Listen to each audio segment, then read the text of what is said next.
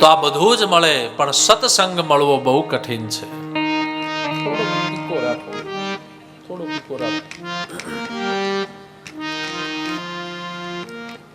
તો બધું જ મળી જાય, પણ સત્સંગ મળવો એ બહુ કઠિન છે. અને એમાં આવા સમયમાં આ તો આપણું કેટલું સદભાગ્ય કહેવાય.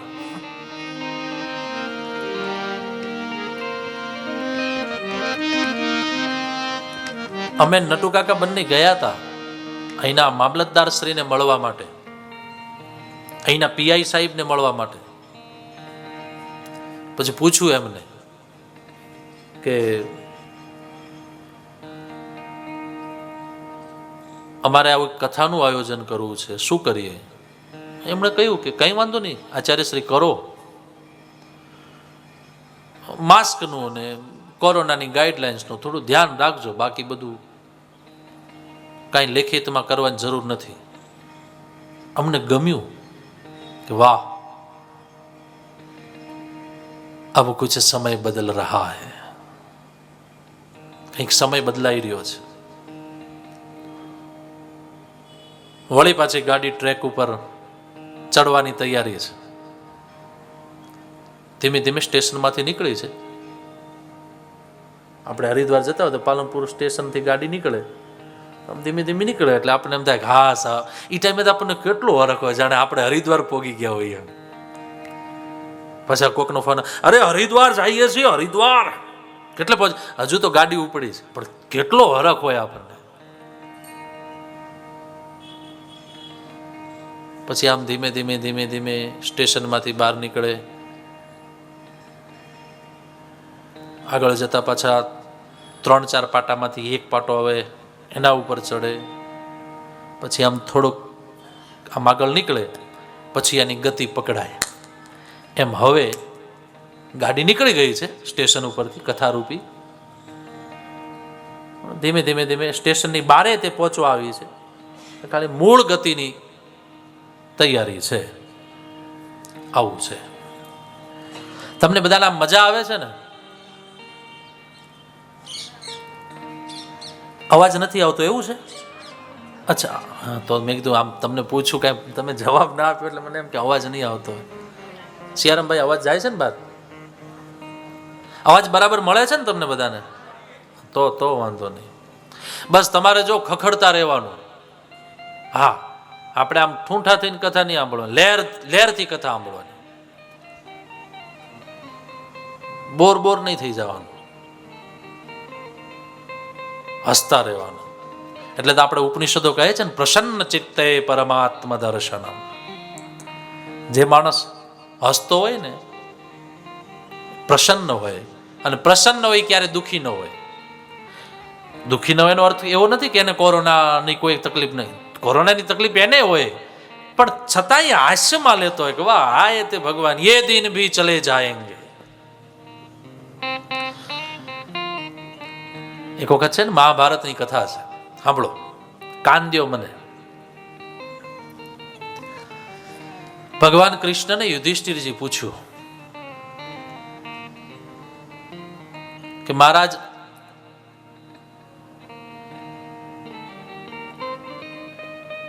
આશ્ચર્ય કોને કહેવાય?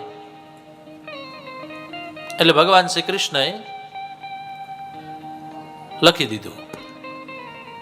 શું લખ્યું ખબર છે? ये दिन भी चले जाएंगे. પ્રશ્ન એવો હતો યુધિષ્ઠિરજીનો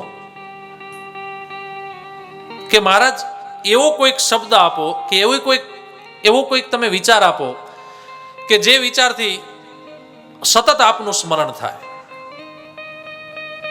અને સમયના કારણે દુઃખી ન થવાય, એવું કંઈક તમે કયો.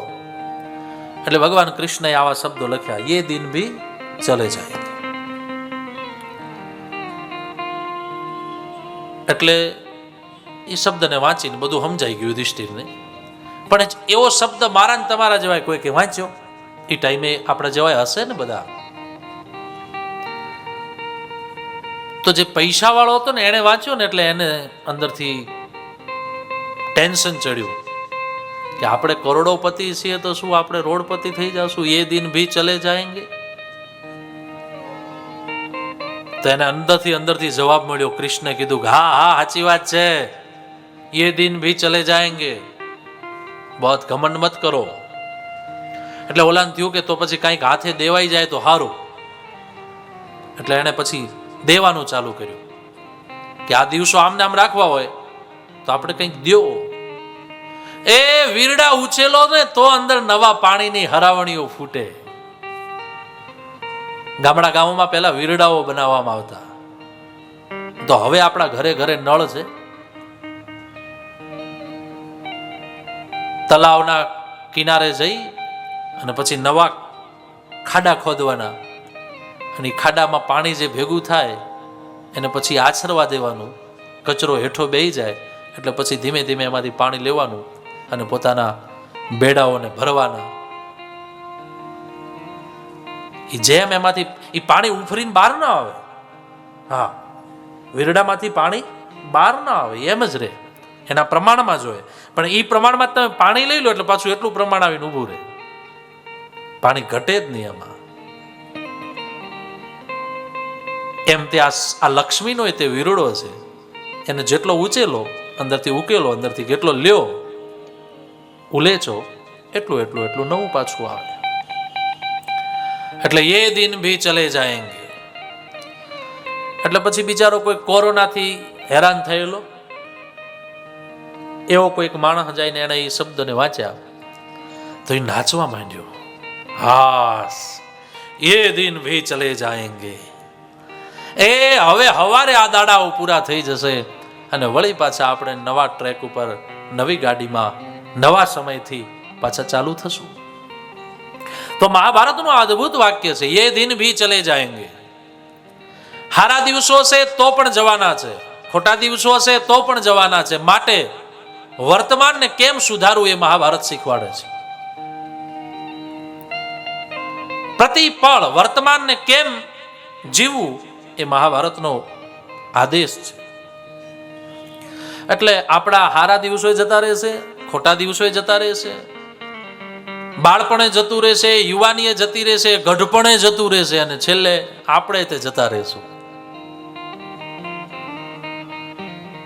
પીપળ પાન ખરંતા હસ્તી કુપળિયા, મુझ बेते तुझ बीत से धीरी रे बापुड़िया. अरे पीपल पान खरंता हस्ती कूपड़िया, पीपल पान खरंता हस्ती कूपड़िया. मुझ बीती तुझ बीत से धीरी रे बापुड़िया, मुझ बीती तुझ बीत से धीरी रे बापुड़िया. ओली नवी कूपड़ो जो फूटती है ना, हंसती है, हाँ हम तो अभी खिल रहे हैं, हमारी सब कुछ जीवन की जीने की तमन्ना बाकी है. એટલે ઓલા ખરતા પાંદડાઓ કે બેટા અમે આ બધું કરી ચૂક્યા છીએ ને હવે તમે કરો, આમાં કઈ બહુ સાર નથી, હવે અમે રજા લઈએ છીએ, તમારા હાથમાં છે, તમે પણ જીવો. તો અહીં કોણ શાશ્વત છે? આપણે મૂળ તો એ વાતને સમજી રહ્યા છીએ. તો શાશ્વત તો એ જ ભગવાન છે જે સત્યમ પરમ ધીમહિ.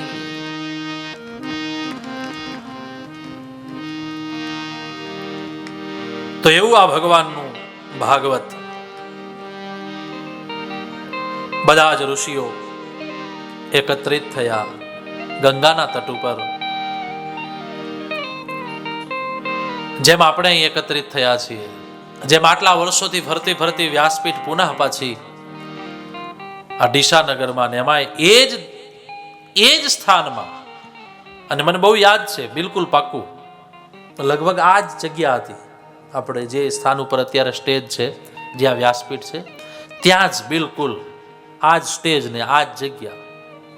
નટુ કાકા બરાબર ને? આ જ જગ્યા. હા, એટલું ખરું કે ત્યારે આવડા બધા શેડ ને આવું બધું નહોતું, ત્યારે આપણે માંડવો બાંધ્યો હતો.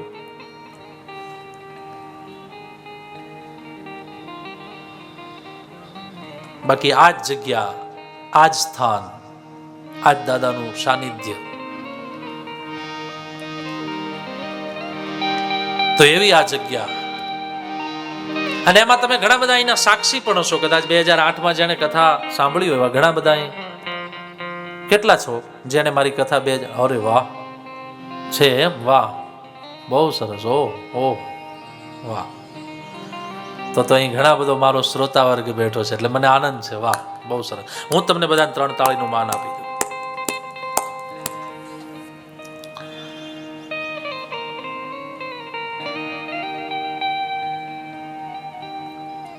ભગવાનની કૃપા છે. તો બધા જ ઋષિઓ આવ્યા છે, એકલા નથી આવ્યા, કેટલાને સાથે લઈને આવ્યા છે.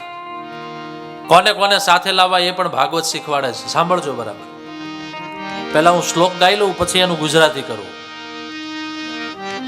મૃગુર વશિષ્ઠ ચવનશ્ચ ગૌતમો મેધાતિ ધીર દેવલ દેવરાતો રામસ્તથા ગાદિસુતશ્ચ સાકલો મૃકુંડ પુત્રા ત્રિજ પિપ્પલાદાઃ યોગેશ્વરો વ્યાસ પરાશરૌ ચ છાયાંશુકો જાજલ જિહ્વ મુખ્યાઃ સર્વેપ્યમે મુનિગણા સહ પુત્ર શિષ્યાઃ સ્વસ્ત્રેભિરાયયુરતિ પ્રણયેન યુક્તાઃ. આટલા ઋષિઓ હતા. કેટલા? હવે ગુજરાતી કરું તમને. ભૃગુ વશિષ્ઠ ચવન ગૌતમો મેધા તિથિર દેવલ દેવરાત. ભૃગુ વશિષ્ઠ ચવન મેધા તિથિર દેવલ દેવરાત. રામ ગાદીસૂત શાકલ મુરકુંડ ત્રિજ પીપલાદ યોગેશ્વર વ્યાસ પરાશર છાયાસુખ જાજલ જીહ્વ મુખ્ય. આ બધા જ ઋષિઓ છે. સર્વેપ્યમે મુનિગણા સહપુત્ર શિષ્યાઃ. પણ જો મજાની વાત એ છે કે એકલા નથી આવ્યા, કોઈકને સાથે લાવ્યા છે. કોને લાવ્યા છે? પોતાના શિષ્યોને, પોતાની પત્નીઓને. આ બધા ઋષિઓ છે, બ્રહ્મ ઋષિ છે. અને આ બધા ઋષિઓ ગૃહસ્થાશ્રમી વાળા હતા. એટલે તો આપણે કહીએ કે ભાઈ અમારું ગૌતમ ગોત્ર, અમારું કાશ્યપ ગોત્ર, અમારું ભરદ્વાજ ગોત્ર. તો આ બધા જ બ્રહ્મ ઋષિઓ એ બધાએ લગ્ન કરેલા હતા. અને લગ્ન કરેલા મહાપુરુષો એમના જ વંશજો છીએ આપણે. એટલે એકલા નથી આવ્યા. કહે છે સર્વેપ્યમી મુનિગણા સહપુત્ર શિષ્યાઃ. આ બધા જ મુનિઓ, આ બધા જ ઋષિઓ પોતાના પત્નીઓને, પોતાના દીકરાઓને અને પોતાના શિષ્યોને લઈને આવ્યા છે. એટલે સાંભળજો, તમારે તે એકલાની કથા નહીં સાંભળવાની. તમારા ઘરમાં જેટલા હોય એટલાને બધાને કહેવાનું કે હાલો. તમારા રામને તે લઈ આવવાના. ચાલુ દિવસો હોય તો રજાના દિવસે તે, અને રજા પાડીને તે કે હાલો હાલો કથા બેઠી છે. એટલે બધાને લઈ આવવાના, એકલા નહીં. કઈ નહીં, ઘરે ગયા પછી કામ થોડું લેટ થાય, આપણે 8-9 વાગે ફ્રી થઈએ, એની જગ્યાએ 9:30-10 વાગે ફ્રી થઈએ. વાંધો હું આમે આપણે 12 વાગે સુધી તો મોબાઈલમાં જોતા જોઈએ. અને આજકાલનો યુગ છે, બધાએ તે ફ્રી થાય એવા છે, મારો મોબાઈલ ક્યાં ગયો? પાછા બધાએ જાગતા હોય આખા ઘરમાં. તમે જુઓ, બધા જાગતા હોય, પણ બધા જાગતા હોય પણ બધાનાથી કનેક્ટિવિટી તોડેલી હોય. કોઈ કોઈનાથી બોલતું ન હોય, બધા પોતાના મોબાઈલમાં. ફેસબુકમાં શું આવ્યું છે, વોટ્સએપમાં શું આવ્યું છે, ઇન્સ્ટાગ્રામમાં શું આવ્યું છે, બધું આપણે જોતા હોઈએ. એટલે સમય એમાં તો જાય જ છે, તો થોડો સમય આમાં પણ જાય. એ ઇન્ટરનેટ દ્વારા મળતી જે માહિતીઓ છે એ માત્ર જાણકારી અને માહિતી છે. બાકી સાચી સ્થાન, સાચું ભજન અને સાચા જે પરિણામો છે એ તો કથામાંથી મળે છે. તમે હરિદ્વારની ગંગા આરતીને ટીવીના પડદા ઉપર જુઓ તો કદાચ તમને બહુ તો આનંદ થાય કે ઓ આવું હોય એમ. આપણે તો ક્યારેય કરી નથી આરતી, પણ આવું હોય એવું આપણને જાણકારી મળે. પણ સાચો આનંદ ક્યારે મળે? હે? ત્યાં જઈએ ત્યારે. પૈસા ખર્ચીને, ગાડીમાં બેસીને, ટાઈમ કાઢીને જ્યારે હરિદ્વારમાં જઈએ અને સાંજે 7 વાગે જ્યારે ગંગાની આરતીના માટે કિનારા ઉપર બધા લાઈનમાં બેઠા હોય, હજારોની સંખ્યામાં લોકો, અને પછી ગંગાજીની આરતી ચાલુ થાય. એવડી મોટી મોટી આરતીઓ, અને એ પૂજારીજીઓ, એ મહાપુરુષો હાથમાં પછી ઓલા ભીના પાણીના લુગડાઓ વીંટીને, 1-2 જણા તો આજુબાજુથી ગંગામાંથી ડોલો ભરી ભરીને એના હાથ ઉપર પાણીના ઠંડા પાણીને રેડતા હોય, અને એવડી મોટી આરતી માં ગંગાની થતી હોય. પણ એ ત્યાં જઈએ ત્યારે આનંદ આવે કે આ ક્યાં બાત હે. ટીવીમાં જોતા હતા ત્યારે તો જાણકારી જ હતી કે આવી આરતી થાય હરિદ્વારમાં, અમે જોઈ છે. શેમાં? ટીવીમાં. પણ જે જઈ આવ્યો હોય એ તો એમ કે નહીં, અમે એનો અનુભવ કર્યો છે. ક્યાં વાત હે, અદ્ભુત. એ ત્યાં બેહવાનો આનંદ હોય, ગંગા વહી રહી હોય, સામે આરતીના દર્શન થતા હોય, લોકો બધા મંત્રમુગ્ધ હોય, માઇકોમાંથી અવાજો આવતા હોય, અને શાયદ અનુરાધાજીનો, લતાજીનો કોનો અવાજ છે? અનુરાધાજીનો, અનુરાધા પોડવાલ, એમના અવાજમાં જ્યારે આરતી ગવાતી હોય, એનો સુર તમને ખબર છે? એના લયની નથી ખબર? અંદર સાંભળી લેજો રાત્રે. ક્યાં અદ્ભુત આરતી હોતી. તો આ બધું જાણકારી મળવી અને એનો અનુભવ થવો એ બહુ અલગ છે. એટલે માત્ર જાણકારી નહીં, આપણે અહીંયા આવ્યા પછી અનુભવ કરીએ. તો ભગવાનની કથાઓ આપણને અનુભવ આપે છે. તો એવી બધા જ ઋષિઓ આવ્યા છે, અને બધા જ ઋષિઓ એ કથાને પણ એકલા નથી આવ્યા, બધાની સાથે આવ્યા છે, બધા પરિવારની સાથે. એટલે હું પણ તમને પ્રાર્થના કરું છું કે તમે પણ તે તમારા પરિવાર સાથે, તમારી દીકરીઓ સાથે, દીકરાઓ સાથે. અને વિશેષ આનંદ એ છે કે આ યુગમાં યંગ જનરેશન જે છે એ બહુ કથાને સાંભળે છે, અને જરૂરી છે. તો બધા જ ઋષિઓ આવ્યા છે. કોઈ જય હો કહે છે, કોઈ નમઃ શબ્દનો શબ્દ ઉચ્ચારે છે. આમ અલગ અલગ રીતે બધા જ ભગવાનની આ દિવ્ય કથાને દાદ આપે છે. કેવી છે આ ભગવાનની કથા? તો કહે છે, સદા સેવ્યા શ્રીમદ ભાગવતી કથા યસ્યાઃ શ્રવણ માત્રેણ હરિશ્ચિત્તં સમાશ્રયે. સદા સેવ્યા શ્રીમદ ભાગવતે કથા હસ્યા શ્રવણ માત્રેણ હરિશ્ચિત્તં સમાશ્રયે. સદાયાનું સેવન કરવા યોગ્ય ભાગવત છે. સદા સેવ્યા, રોજ સેવન કરો, રોજ કથાને સાંભળો. કઈ કથાને બોલે? શ્રીમદ ભાગવતી કથા. બોલે આને સાંભળવાથી, આને વાંચવાથી શું થશે?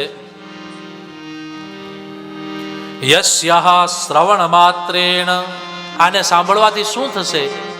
તો કહે છે હરિશ્ચિત્તમ સમાશ્રય. ભગવાન હરિના ચરણમાં આપણું સ્થાન થશે.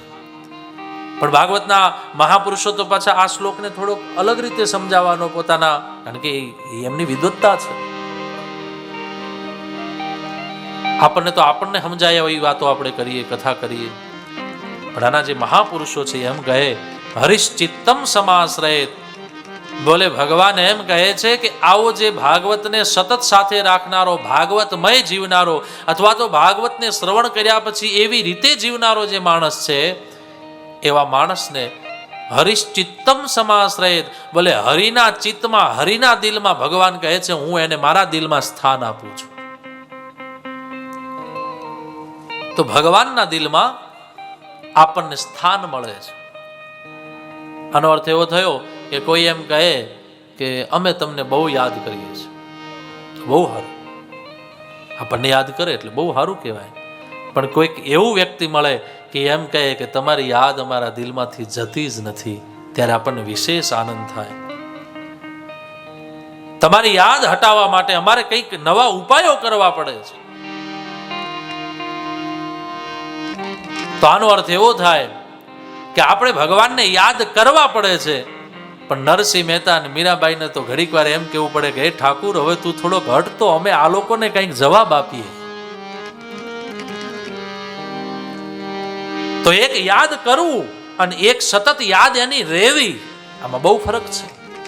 તો ભગવાન કહે છે હરિશ્ચિત્તમ સમાશ્રયેત, હું એને મારા સ્થાનમાં, મારા હૃદયમાં એને સ્થાન આપું છું. એવું આ ભાગવત કેવું છે, એકમ ભાગવતમ શાસ્ત્રમ મુક્તિદાનેન ગર્જતિ. એ આવો આવો આવો, ક્યાં? બોલે મારા શરણમાં. કોણ કહે છે? ભાગવત. શું કામ? મુક્તિદાનેન ગર્જતિ, હું બધાને મુક્તિ આપીશ. ભાગવત એ મુક્તિનું સાધન છે. ગર્જના કરી કરીને કહે છે અશ્વમેધ યજ્ઞો કરીએ, વાજપેયી યજ્ઞ કરીએ, પણ છતાંય એ બધાની સામે સુખ શાસ્ત્ર કથા, આ જે છે ભાગવતી કથા, એ બધું જ એ બધાની આગળ ડીમ છે. આ ભાગવતની કથા થાય ત્યારે બધું જ પર્યાપ્ત માત્રામાં પ્રાપ્ત થઈ જાય છે. શું થાય? બોલે અશ્વમેધ યજ્ઞ કરીએ, વાજપેયી યજ્ઞ કરીએ, અને હજારોની સંખ્યામાં કરીએ, અને એનું જે પુણ્ય ફળ મળે છે એના કરતા પણ માત્ર ભાગવતની એક કથા સાંભળવામાં અને કરાવવામાં મળે છે. આવું હું નથી કહેતો, ભાગવત કહે છે અશ્વમેધ સહસ્ત્રાણી,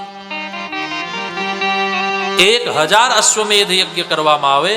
વાજપેય શતાની ચ, વાજપેયી નામના જે યજ્ઞ છે એ 100 યજ્ઞ કરવામાં આવે. પણ સુખ શાસ્ત્ર કથાયાશ્ચ કલામ નારહંતિ ષોડશી, પણ કલિયુગમાં માત્ર એક આ સુખ કથાને ગાવામાં આવે, ગવડાવવામાં આવે, સાંભળવામાં આવે તો બધાનું પુણ્ય ફળ આપોઆપ મળી જાય છે. કેટલું મહાન છે! ન ગંગા ન ગયા કાશી, પુષ્કરમ ન પ્રયાગકમ, સુખ શાસ્ત્ર કથાયાશ્ચ ફલે સમતામ નયે.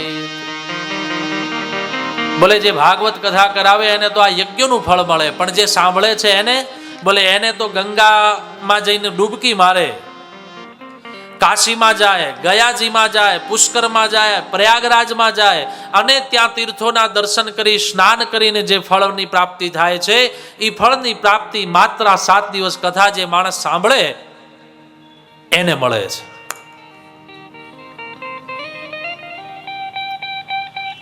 અરે આગળ તો એવું પણ લખ્યું છે કે 7 દિવસમાંથી કોઈ પણ સમયમાં થોડોક પણ સમય જો કથા સાંભળવા મળી જાય તો પણ તે આ બધું જ ફળ મળે છે. કેટલી મહાનતા છે ભાગવતની! એનાથી પણ આગળ કહ્યું ઉક્તમ ભાગવતમ નિત્યમ કૃતમ ચ હરિચિંતનમ. જે ભાગવતને ગાય છે, નિત્યનું સેવન કરે છે, ભગવાનનું ચિંતન કરે છે, તુલસીનું પોષણ કરે છે. તુલસી પોષણમ ચૈવ ધેનુનામ સેવનમ સમમ. કહે છે જે રોજ ભાગવતને ગાય, સાંભળે, શ્રવણ કરે, નિત્ય ભગવાનની પૂજા કરે, હરિચિંતન કરે, તુલસીનું પોષણ કરે, પણ આ બધા કરતા પણ જો એકમાં બધાને પ્રાપ્ત કરવું હોય તો કહે છે ભાગવતકાર ધેનુનામ સેવનમ સમમ. માત્ર એક ગાયની સેવા કરે જો માણસ, તો એને તુલસીના પોષણની, ભાગવતની પ્રતિદિન ગાવાની આ બધા જ જે પુણ્ય ફળ છે એ માત્ર ગાયના સેવાથી મળે છે. આટલી ગૌ મહિમા બતાવી છે.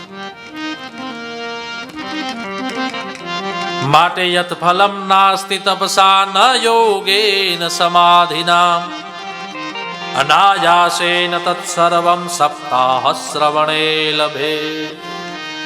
7 દિવસ જે આ ભગવાનની કથાને સાંભળે છે એને બધું જ ફળ તપથી, યોગથી, સમાધિથી જે ફળ મળે છે એ બધું જ ફળ ભાગવતથી મળે છે. આવી રીતે ભાગવતજીનો મહિમા કયો. ભગવાન ભાગવતજીની આ કથાનો પ્રારંભ થયો ક્યાં થયો? ગંગાના તટ ઉપર. કોણે કરાવ્યો? દેવર્ષિ નારદે. કોણ કરે છે? સનક, સનંદન, સનાતન અને સનત કુમાર, જે બ્રહ્માજીના 4 દીકરા છે. આ ચારે ભાઈઓ જ્યારે કથા કરે છે, દેવર્ષિ નારદ કરાવે છે, અને ત્યારે